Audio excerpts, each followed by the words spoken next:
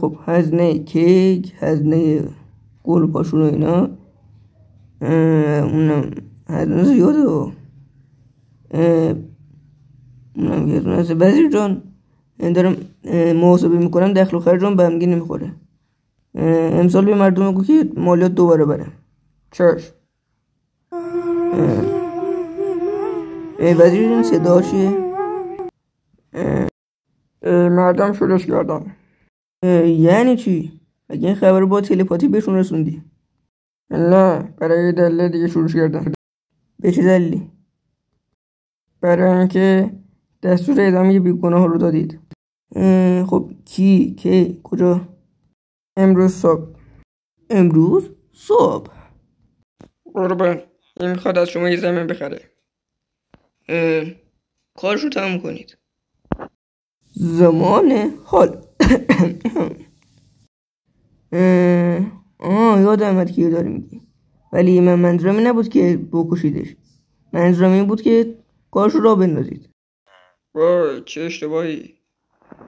بابا هر موقع اومدم یه کار خوب کنم و انسان خوبی باشم دیده شده توش. حالا میگه چی کار کنیم؟ خب نمیدونم. وزیر مسئولیتش با توه، چون که تو اشتباه کردی. باید بری پیششون و ازشون عذرخواهی کنی. قربان ولی منو میکشن. من نمیدونم. اگه تو پیشنهاد بهتر داری خب پیشنهاد تو بده ببینیم چه جوری هست. قربان من میگم که خودتون برید ازشون عذرخواهی کنید، اینجوری بهتره. خیلی صبر کن. چی؟ من یه پادشاهم برم از مردم عذرخواهی کنم؟ ای بابا انگار که چاره ای نیست. باشه چند دقیقه بعد از عذرخواهی. ای وزیر کار خوب پیش زیاره. بله قربان. راستی از وزیر دومش خبر نیستش؟ اون رفته یه سفر کاری، زودی برمیگرده.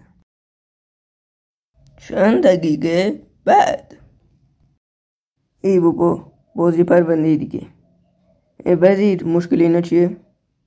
قربان اینا دو تا پزشک هستن که توی یه جراحی که هر دوتاشون حضور داشتن یه بیمار فوت شده که یه قتل عمد هم شناسایی شده.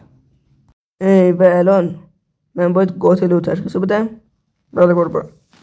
آخه من مگه قاضیم؟ ای خدا. باشه شانسی 40 میکنم. 10 20 30 40 50 60 70 80 90 100. تو قاتلی. توی که روپوش سفید پوشیدی نیمه سفید قاتلی.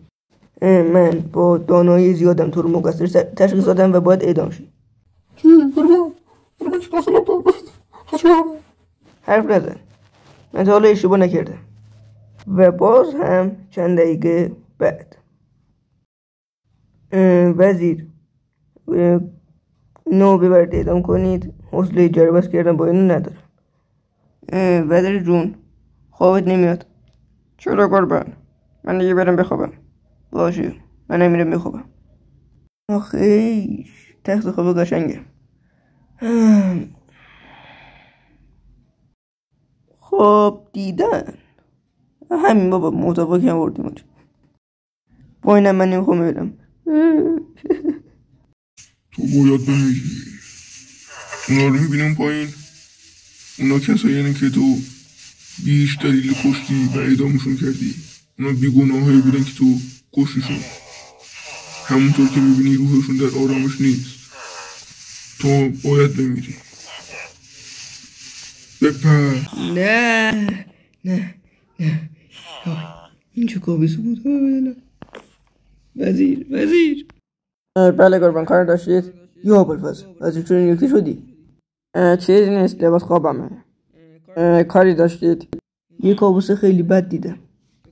چه کابوسی؟ کسایی که کشتمشون اون پایین منتظر بودن که منم بمیرم. معنیشو میداره. چه معنی میده؟ به این معنی که شما قراره به زودی کشته شید. چی؟ وزیر شب سختی بود. بله قربان موافقم.